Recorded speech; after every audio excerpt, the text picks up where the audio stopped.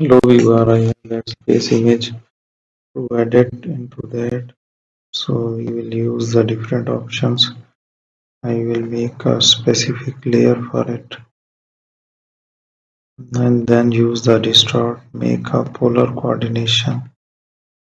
So it's polarized it there. Can use the history brush tool for that here again and remove the effects we have done. So you can also do that if you are not satisfied with it. Then use the filters to create a new design. So go with it. So that's the design we have created. Also remove that effect. Get a focus in the center. We have removed the things in the